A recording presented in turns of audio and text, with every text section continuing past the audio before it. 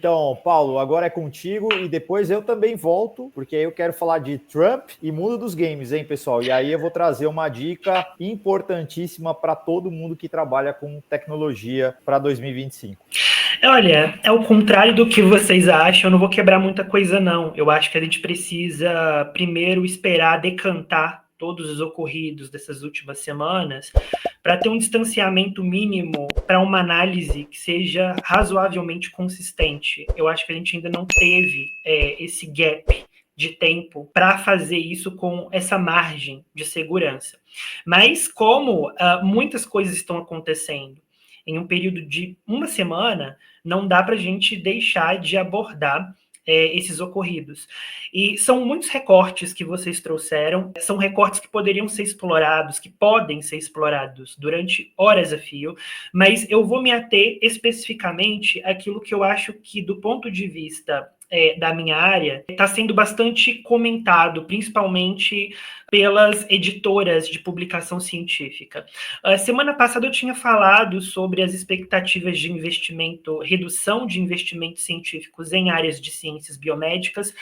Hoje, alguns dias depois da nomeação do Trump, né, na hora que ele foi ali realmente apoderado de suas funções na presidência, ele paralisou as atividades do NIH. Para quem não sabe, o NIH é o principal órgão de fomento de pesquisas biomédicas do planeta.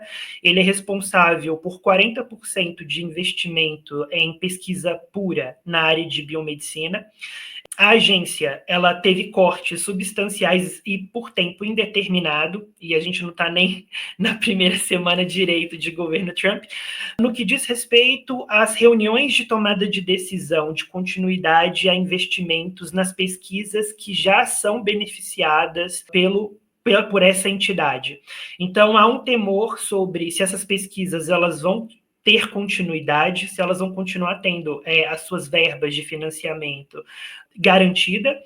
Mais do que isso, comissões de autorização de contingenciamento e de liberação de verbas, elas também foram paralisadas. Então, nós estamos dizendo, ipsis literis, que a burocracia das pesquisas puras, em termos de investimento, na área de biomedicina, elas estão por tempo indeterminado, de acordo com os próprios, a gente chama funcionários públicos da entidade, que não sabem, eles foram pegos desprevenidos, sem nenhum tipo de informação oficial do governo, quando é que essas atividades retornam. Pode ser que elas retornem semana que vem e todo mundo esteja fazendo um alarde, mas de acordo com um dos principais dirigentes da entidade, isso nunca aconteceu na história americana. Isso é uma atitude inédita e que gera, portanto, uma preocupação em relação à capacidade dessa agência em continuar promovendo investimento em pesquisas científicas nas suas respectivas áreas.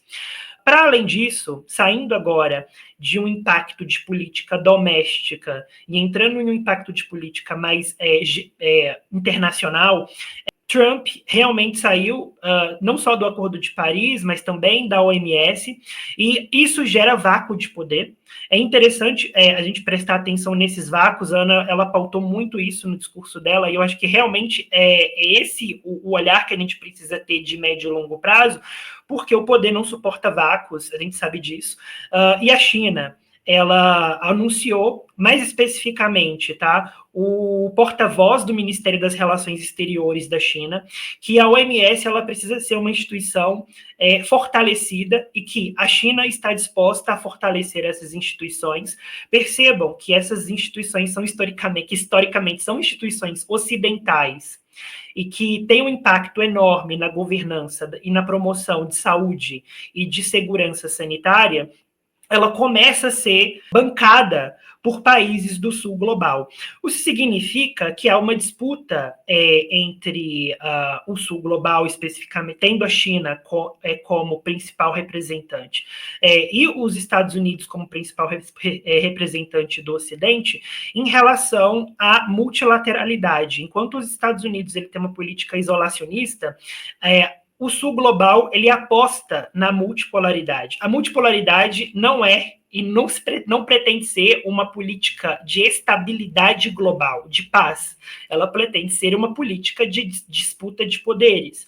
E no contexto em que a gente tem de transições hegemônicas, como a gente está vendo, e que necessitam de tempo para se estabelecerem, o que eu aposto é que, do ponto de vista de segurança sanitária, segurança de promoção de saúde e segurança de investimento tecnológico e científico, a gente vai ver esses vácuos de poder sendo ocupados rapidamente pelo sul global ou por países ocidentais que vão se colocar contra a política trumpista. A gente tem que ver um pouco como que a Europa, o bloco europeu, vai reagir a isso. A gente percebe que o plano de tecnologia do Trump, com os barões da tecnologia do Trump, vão, pelo menos a princípio, me parece, desafiar as políticas de regulamentação. A gente sabe que a Europa é o principal bloco de regulamentação em inteligência artificial e redes sociais.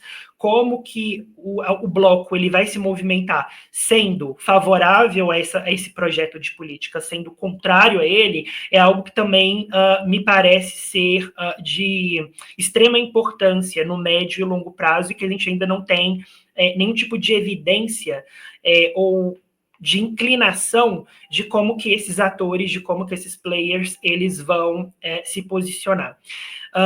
Querendo ou não, o que eu vejo mais agora expressivo do que nunca, é como Rússia, China e outros atores do sul global vão se movimentar para tentar manter essas entidades, essas instituições operantes, porque a gente percebe também que muito do discurso do Trump, de posse do Trump, como as primeiras revogações que ele fez em decreto, parece que ele está dizendo, com tudo isso, que se for preciso enfraquecer a ordem internacional para colocar os Estados Unidos de volta na corrida hegemônica, isso será feito.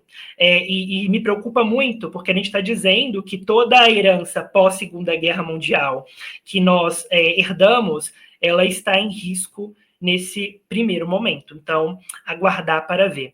Para finalizar, para a gente não ficar nesse pessimismo recorrente, eu vou trazer aqui duas breves notícias, são notícias bem legais na área de biotecnologia.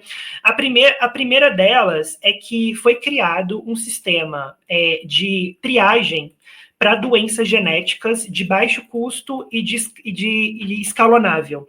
A gente está falando de medicina personalizada. Um dos grandes gargalos de medicina personalizada são os custos para você conseguir realmente entender a nível molecular, a nível genético, as necessidades de tratamento de cada um desses indivíduos.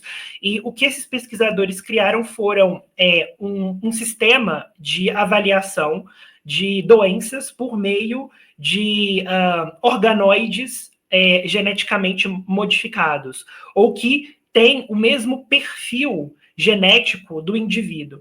Esse sistema ele tem uma capacidade de gerar 200 análises em um período de mais ou menos ali um mês.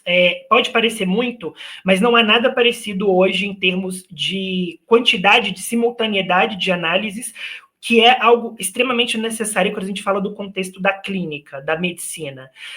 Então, acho que a gente precisa focar um pouco nas novidades em medicina personalizada e edição genética. Acho que esse sistema ele é bem interessante, porque ele pode ser implementado em qualquer tipo de laboratório, tá? Então, a gente está falando aqui que não são necessários investimentos de alto custo para se implementar esse tipo de abordagem. E para finalizar, para a gente não atrasar muito, porque o horário está terminando, foi anunciado uma descoberta, isso voltando agora, saindo de pesquisa aplicada, indo para pesquisa pura na área de biomedicina, um RNA específico que aumentou a longevidade e gerou reversão de degeneração cognitiva e motora. Mais do que isso, a diferença, né, em termos percentuais da melhoria apresentada foi a melhor até então apresentada, até então descoberta, na linha de longevidade, de pesquisas em longevidade. Para vocês terem noção, se a gente fosse pegar aqui a expectativa média do brasileiro, mais especificamente mulheres, que, de acordo com o último censo, são de 79 anos, deixa eu pegar aqui o dado, só um momentinho, 77 anos, 4. Elas teriam um acréscimo de mais de 10 anos de vida nas suas expectativas se esses indivíduos fossem tratados com esse RNA.